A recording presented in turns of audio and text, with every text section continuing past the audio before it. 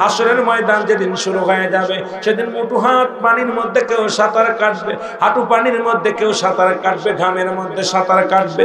মুঠো হাত উপরে সূর্য উদয় হবে, মানুষগুলো মস্তিষ্কগুলো গলে গলে জমিনের মধ্যে পড়বে। এই মাটির জমিনটা তামা হয়ে যাবে, পুড়ে তামা হয়ে যাবে।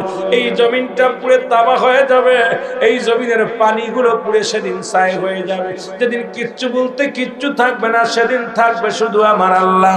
আল্লাহ কয় বান্দারে সেদিন থাকবো আমি নবী, আমি আমার নবীর ভালোবাসা নিয়ে। জোরে জোরে বলেন মারহাবা। আল্লাহ থাকবে নবীর প্রেম নিয়ে, কার ভালোবাসা নিয়ে? নবীজির ভালোবাসা নিয়ে। ওদিন মানুষগুলো দূরে চলে যাবে আদম আলাইহিস সালামের কাছে। মুসলমান, আজকে তো মাহফিল পেয়েছেন, বড় শান্তির মধ্যে আছেন। ওদিন মানুষগুলো দৌড়ে যাবে আদম আলাইহিস সালামের কাছে। আদম নবী বলবে, তোমরা কেন আমার কাছে আসলা? তোমরা আমার কাছে কেঁদে লাভ নাই রে। আমি আদম পেরেশানিতে আছি, আমার আল্লাহর কাছে আমি কি জবাব দিব?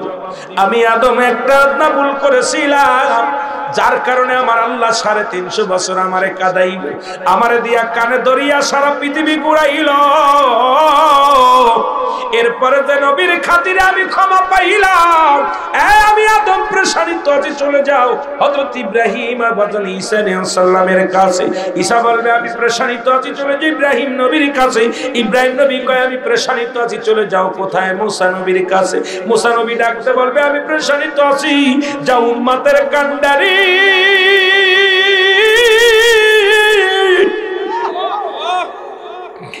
উম্মতের দরদি নবী। এই জন্যই বলে দিয়েছিলাম, হায়াতে খায়রুল লাকুম ওয়া মামায়াতি খায়রুল লাকুম। ও মুসলমান শুনে নাও, ও মায়াতি খায়রুল লাকুম, আমার নবীজির ওফাত। মুসলমান শুনে নাও, নবী ডাকতে বলে, উম্মতিরা রে, আমি নবী দুনিয়ার মধ্যে আগমন করেছি আমার উম্মতের কল্যাণের জন্য, আবার আমি দুনিয়া থেকে বিদায় নিয়ে গেলাম, এটাও আমি নবী উম্মতের কল্যাণের জন্য। পৃথিবীর মধ্যে যদি কোন উম্মত ভালো কর্ম করে, আমি আল্লাহর দরবারে প্রশংসা করি আমার উম্মতের হইয়া। আবার কোন উম্মত যদি পৃথিবীর মধ্যে কোন গুনাহের কাজ করে, আমি নবী আল্লাহর দরবারে ইস্তেগফার করি আমার উম্মতের হইয়া।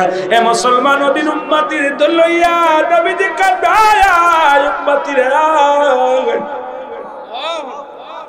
হাসরের ময়দানে নবী 3টা সিজদা দিবে। কয়টা সিজদা? 3টা সিজদা মারবে। প্রথম সিজদায় যখন পড়ে যাবে, আমার আল্লাহ ডাকতে বলবে, হাবিব আপনি কেন সিজদার মধ্যে পড়ে আছেন? আমার নবী বলবে, আমার উম্মতিরা কান্দে, ইয়া রাব্বি আপনি উম্মতি, আমি উম্মতের জন্য কান্দি, আমার উম্মতিরা কান্দে।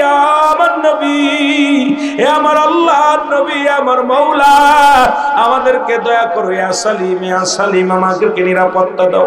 আমি নবী আমার উম্মতের কান্ডারি, আমার উম্মতের আপনি দয়া করেন। আমার আল্লাহ বলবেন, হাবিব আজকে মাথা তোলেন, আপনি তাকাইবেন পূর্ব থেকে পশ্চিম দিকে, যত দূর পর্যন্ত আপনার দৃষ্টি শক্তি যায়, সকল উম্মতের আমি মাফ করে দিলাম। জোরে জোরে বলেন মারহাবা। ও তোমরা সনগমন দিয়া, তোমরা সনগমন দিয়া, মদিনাতে কাঁদেন নবী উম্মতের লাগিয়া। বলো, মদিনাতে কাঁদেন নবী।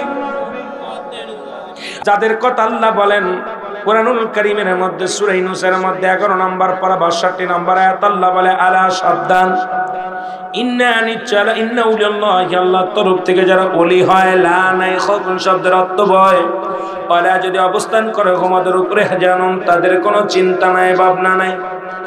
এমন একজন আল্লাহর ওলি। ও মুসলমান, শুনলাম তৎকালীন জামানার একটা কথা বললে আপনাদের মজা লাগবে। আল্লাহর ওলিদের কথা বলি, আবার আমি পিছনের দিকে চলে যাই। কিয়ামতের ময়দান কঠিন হবে, ওদিকে আমি যেতে পারি নাই, কারণ 3টা বিপদ। নাম্বার 1 হলো মানুষের মরণ, নাম্বার 2 হলো কবর, নাম্বার 3 হলো কিয়ামতের ময়দান। একটার পরে একটা বিপদ। আল্লাহ আমাদের বিপদগুলো তুমি উদ্ধার করে দিও। জোরে বলেন মারহাবা।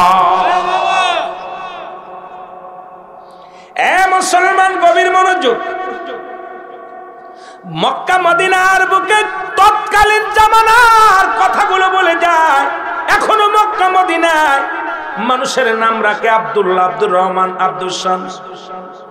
নবীজির ভালো ভালো নামগুলো, সুন্দর সুন্দর নামগুলো রাখে। 3 আব্দুল্লাহ নাম হলো বড় আব্দুল্লাহ, ছোট আব্দুল্লাহ, মেজো আব্দুল্লাহ। মারহাবা বলেন না? কয়টা নাম? আব্দুল্লাহ 3 জন ছেলের নাম আব্দুল্লাহ, বড় আব্দুল্লাহ, মেজো আব্দুল্লাহ, ছোট আব্দুল্লাহ। মারহাবা বলেন।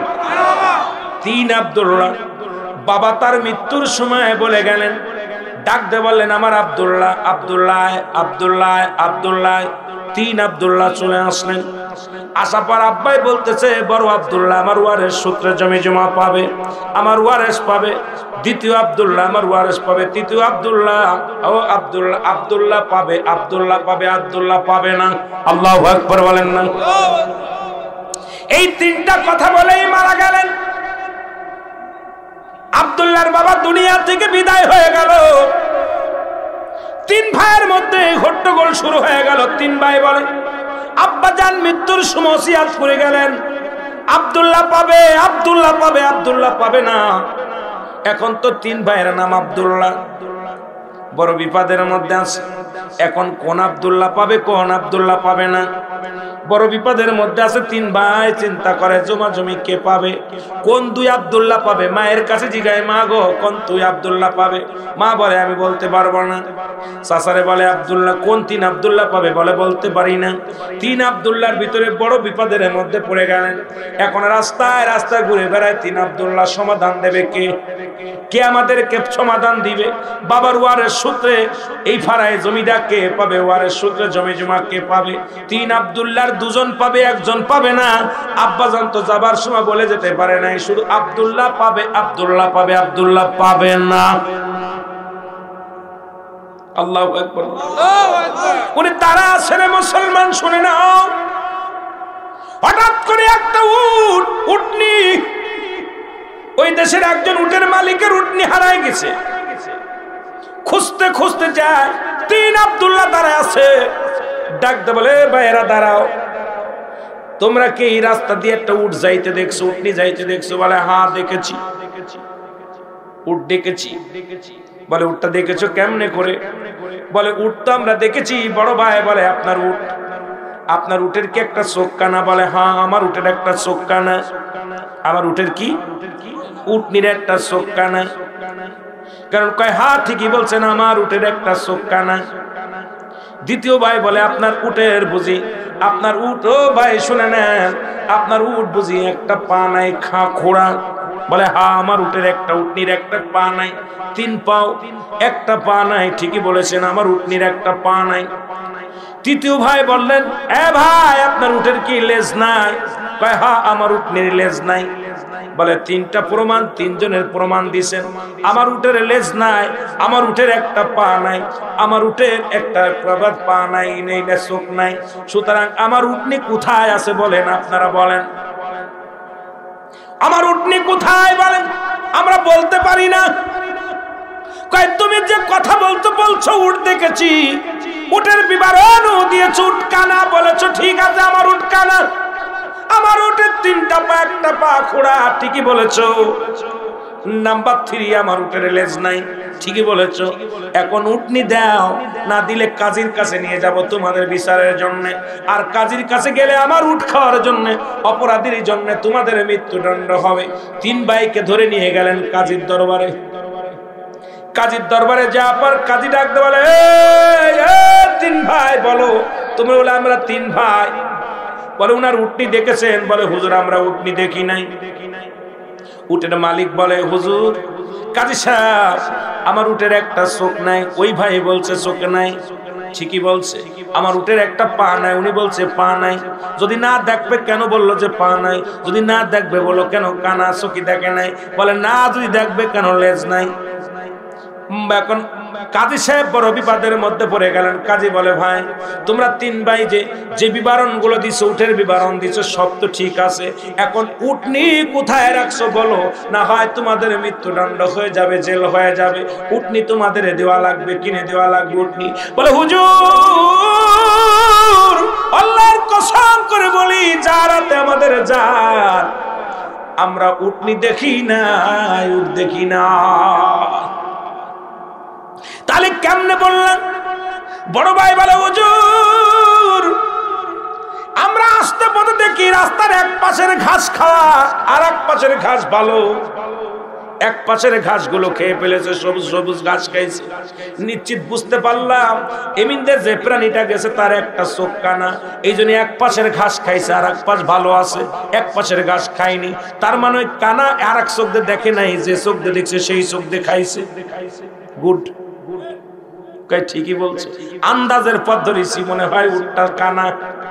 বলে, তুমি খোড়া কেমনে টের পাইলা? তোমার তিনটা পাও? কয়, হুজুর ওই বালুর উপর দিয়ে হেঁটে গেছে, তিনটা পায়ের ছাপ দেখছি, আর একটা পা দেখি নাই, এই জন্য আনুমানিক ধরেছি উটটার মনে হয় তিনটা পা আছে, আর একটা পাও নাই। কারণ তিনটা পায়ের ছাপ দেখতে পেয়েছি, চারটা পায়ের পা ছাপ দেখতে পারি নাই, তার মানে আপনার ওই উটটার নিশ্চিত তিনটা পা, আন্দাজের পথ ধরেছি। কয়, গুড, এত বুদ্ধি তোমাদের গুণ। এমন একটা মানুষ আমাদের দরকার, আমার রাজ্যে দরকার। কারণ তোমরা আন্দাজের পর ধরতে পারো, আন্দাজের পর সহগণনায় বিনয় করতে পারো, সুতরাং আমার রাজ্যে তোমাদের বড় প্রয়োজন।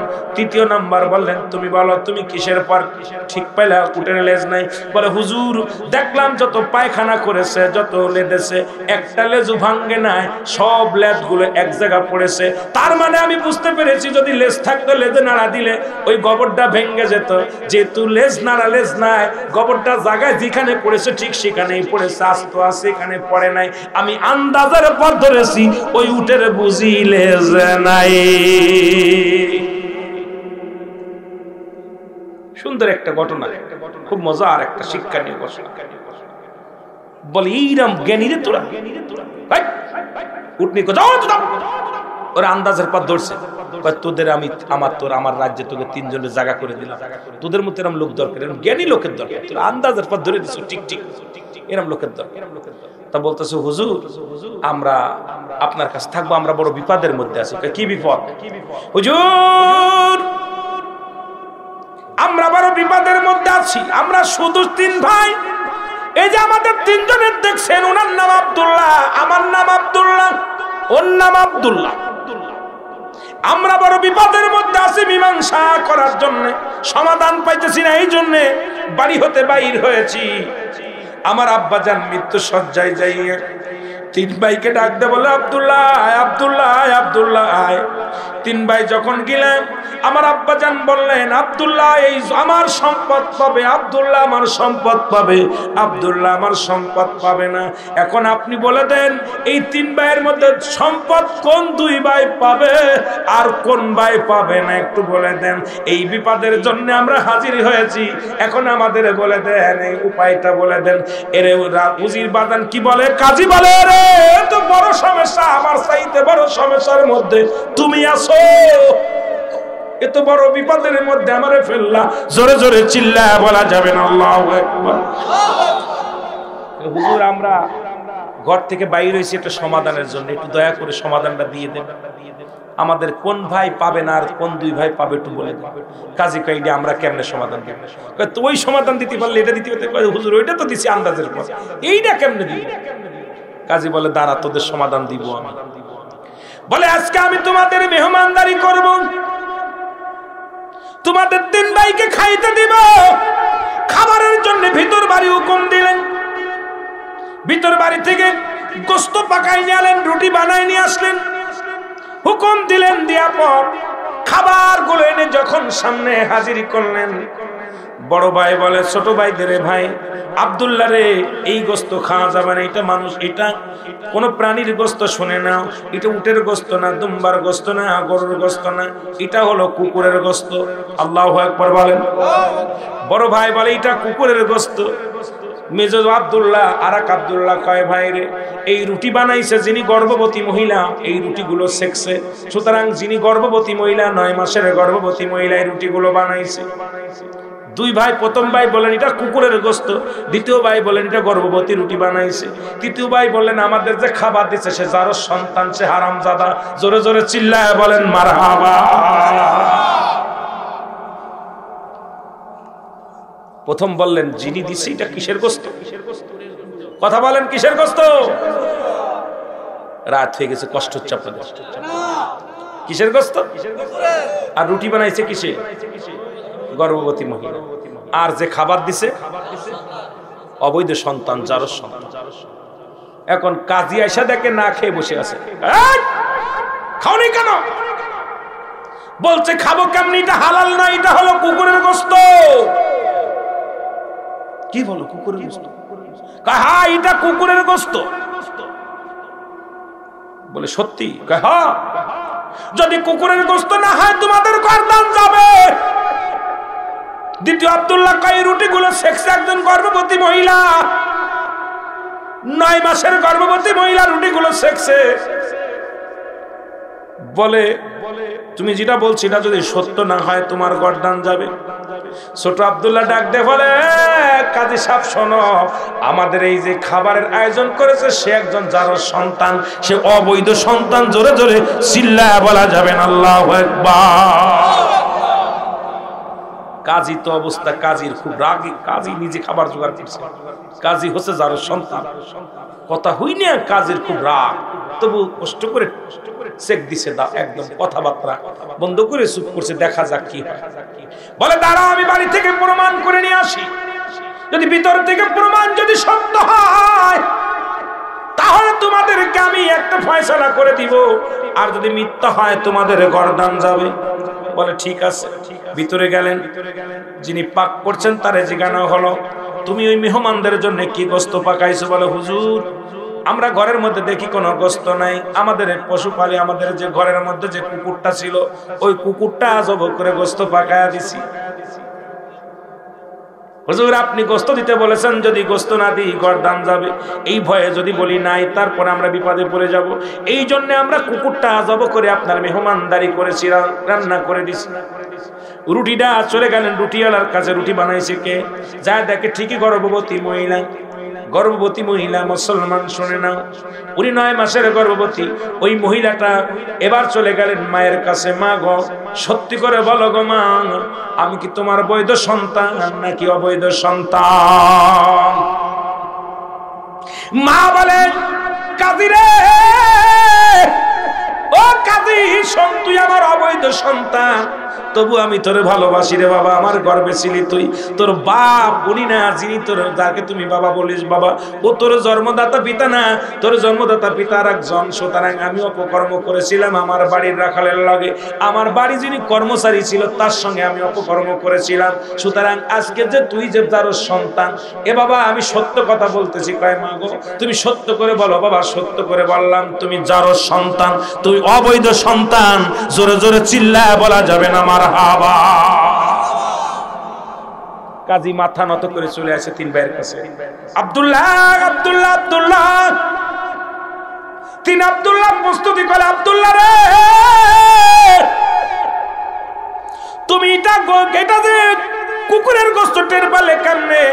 বলে আমরা একজন হালাল বান্দা, আমরা একজন ইমানদার বান্দা, আমাদেরকে তুমি হারাম জিনিস খাওয়াইবা, এটা আমরা যখন সামনে আসছে আল্লাহর তরফ থেকে আমাদের মন উদয় করে বলেছি এটা গোশত। এই জন্য আমি আন্দাজের পর বলেছি, অনুভব করে বলেছি, কারণ আমি অনুভব করে বলেছি এটা কুকুরের গোশত, কোনো মানুষের গোশত নয়।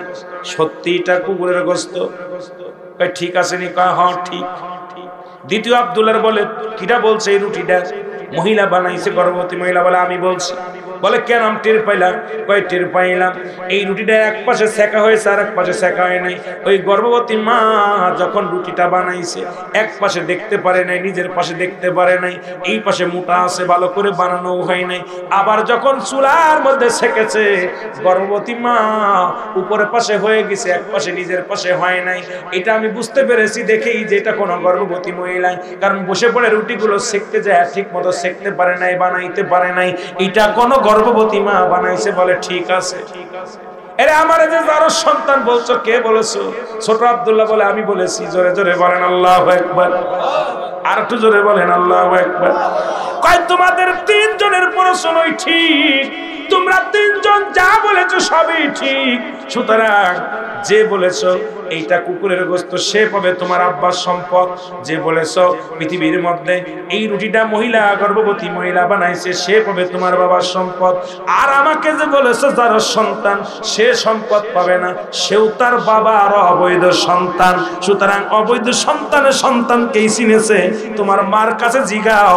এরপরে এই তোমার বাবার রেখে যাওয়া সম্পত্তিগুলো তোমরা দুই ভাই পাবা, আব্দুল্লাহ আব্দুল্লাহ পাবে, আর এই আব্দুল্লাহ পাবে না। জোরে বলেন আল্লাহু আকবার। তিন আব্দুল্লাহ ছুটে গেলেন মায়ের কাছে, যাই বললেন মা, ও মা, বলো বাবার সম্পত্তি কে কে পাবে? মা গো, আব্বা তো যাবার সময় বলে গেছে আব্দুল্লাহ পাবে, আব্দুল্লাহ পাবে, আব্দুল্লাহ পাবে না। বলে বাবা রে। ছোট আব্দুল্লাহ বলে মা গো তুমি বলো, আমি তোমার গর্ভের সন্তান কিনা? ছোট আব্দুল্লাহ যখন বললেন, মা বলে বাবারে সত্যি করে কি বলবো, তোরে আমি আমার সন্তানের মতো ভালোবাসি, তোরে আমি অত্যন্ত মায়া করি। তবে বাবা শোন, ওই তোরে বাবারে বাবা শোন, তোর আব্বা যখন মসজিদে নামাজ পড়তে গিয়েছিল, তোকে ওই মসজিদের মেম্বার মসজিদের পাশে দেখেছিল, পড়া অবস্থায় পড়ে আসি, ও ছোট্ট মানুষ পড়ে আসি, তোর বাবা তোরে কুড়ায় নিয়ে আসে, এসে লালন পালন করেছি বাবা। আসলে তোর জন্মদাতা মাকে আমি জানি না, তোর জন্মদাতা পিতাকে আমি জানি না। আমি তোর মায়ের আদর দিয়া, আমার স্বামী তোর বাবার আদর দিয়া আমার সন্তানদের মতো তোরে লালন পালন করেছি। আসলে বাবা তুই আমার গৌরব, আমার গর্বের সন্তান না, তোকে আমি লালন পালন করেছি, আমি তোর পথের মধ্যে পেয়েছিলাম। মুসলমান শুনে নাও, তবে দুনিয়ার মধ্যে যতদিন বেঁচে থাকবি ততদিন পর্যন্ত এই দুনিয়ার মধ্যে খাবার পরার দায়িত্ব আমি নিলাম, কিন্তু তোমার বাবার উরত জাতীয় সন্তানরা পাবে সম্পদের মালিক, কিন্তু এর মালিকানা তুমি হতে পারবা না। জোরে জোরে চিল্লায়া বলা যাবে না মারহাবা।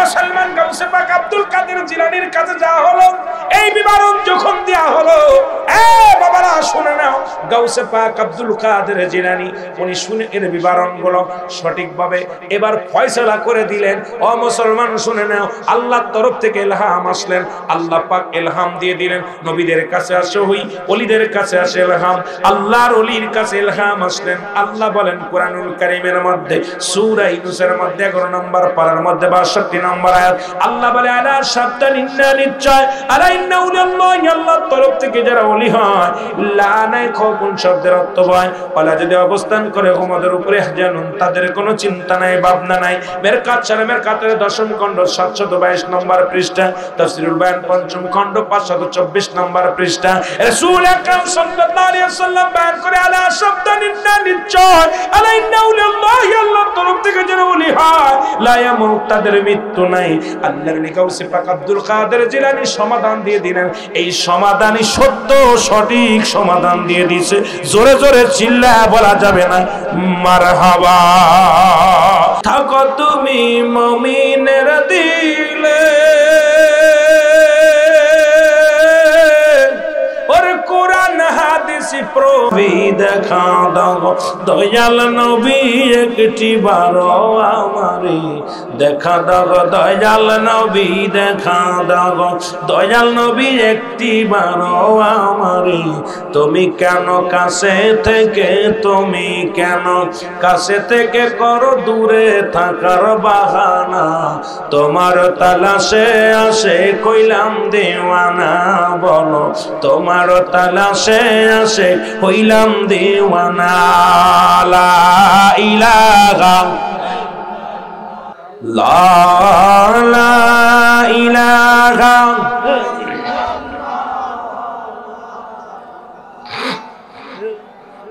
আমার ভাইরা। সুতরাং আর কথা আগাবো না, 12টা বাজতে চলল, 1টা বাজতে চল। বিশেষ করে ইমাম মেহেদী আলাইহিস সালামের কথা যেটা বলতেছিলাম, ইমাম মেহেদী আলাইহিস সালাম আসার আগে যেগুলো হওয়ার কথা রাসূল পাক সাল্লাল্লাহু আলাইহি ওয়াসাল্লাম বলছেন, তার ভিতর অধিকাংশই এখন দেখেন ঘাট অঘাট হয়ে গেছে।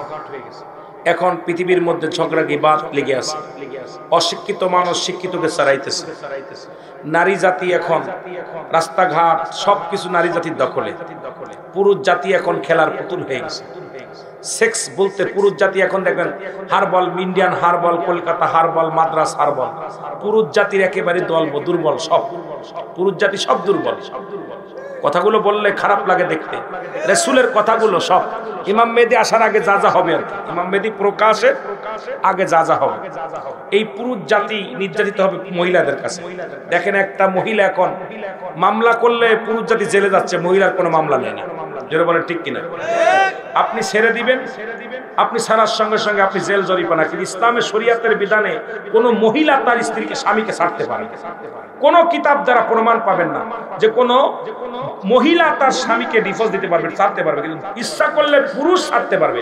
কিন্তু আমাদের বাংলাদেশের আইন হলো মহিলা ইচ্ছা করলে আপনার সংসার করবে, না করলে চলে যাবে, আপনি তারা ছাড়তে পারবেন। যত নির্যাতন হোক ছাড়বেন, নির্যাতন মামলা দিবে, আপনি 10 বছরের জেল। জোরে বলেন ঠিক কিনা? রাগ করেন, কথাগুলো যেটা সত্য কথা বলতেছে। এখন পুরুষ নির্যাতিত হচ্ছে, মহিলা নির্যাতিত না। এখন পুরুষ নির্যাতিত, পুরুষ কি হচ্ছে? নির্যাতিত হচ্ছে। আমার ভাইরা, ঠিক রাসূল পাক সাল্লাল্লাহু আলাইহি ওয়াসাল্লাম যে বাণীগুলো বলে গেছে, এখন দেখতেছি আপনারা যাদের বাড়িতে কাজ করতেন তারা এখন আপনাদের বাড়ি কাজ করে, ঠিক কিনা? রাসূল বলে গেছেন এমন একটা দিন আসবে আপনার মনিবের বাড়ি কর্মচারী, কর্মচারীর বাড়ি মনিব কি করবে? মনিবের বাড়ি কর্মচারী বাড়ি মনিব কাজ করবে, ঠিক কিনা? ঠিক শুরু হয়ে গেছে, অলরেডি শুরু হয়ে গেছে। গজব চারিদিকে গজব, করোনা মহামারী, আপনার সিডর, এর পৃথিবীর মধ্যে যত গজবগুলো আসতেছে সবগুলো গজব কিয়ামতের আগে আসবে। রাসূল বলছে এটা ইমাম মেহেদী আগমনের আগ দিয়ে এগুলো ঘটবে। ইমাম মেহেদী আলাইহিস সালামের আগ দিয়ে ঘটবে। ইমাম মেহেদীর প্রকাশের পরে হলো 7টা বড় বড় বিপদ ঘটবে। কয়টা? 7টা। ইমাম মেহেদীর বিপদে পূর্ব দিক থেকে একটা ভূমিকম্প, পশ্চিমে একটা ভূমিকম্প, মাঝখানে একটা ভূমিকম্প, এই 3টা। খালেদা জালের আগমন, ঈসা আলাইহিস সালামের আগমন, 7 আর কয়টা? 5টা। কয়টা? 5টা।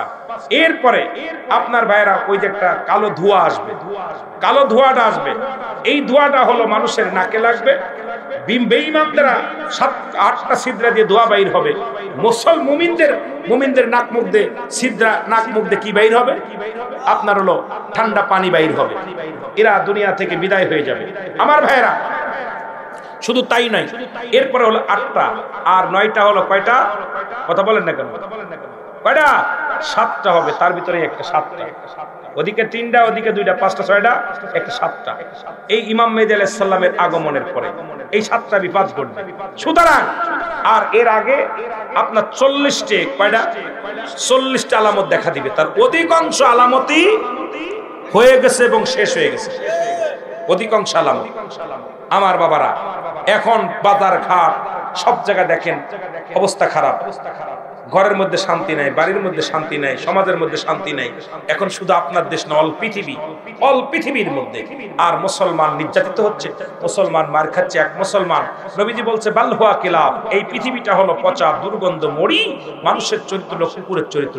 কুকুর যেমন মরি পাইলে খুশি হয়, মানুষ শেষ জামানার মানুষগুলো সম্পদ পেলে খুশি হবে। এক ভাই আরেক ভাইকে মেরে 100 টাকার জন্য মেরে দিতেছে। আপনাদের কিছুদিন আগে যে কুমিল্লাতে দেখছেন 100 টাকা পাম্পে 100 টাকা ভাগাভাগি নিয়ে মারা গেল, 100 টাকার জন্য মেরে ফেলছে। জোরে বলেন ঠিক কিনা? আরো জোরে বলেন ঠিক কিনা?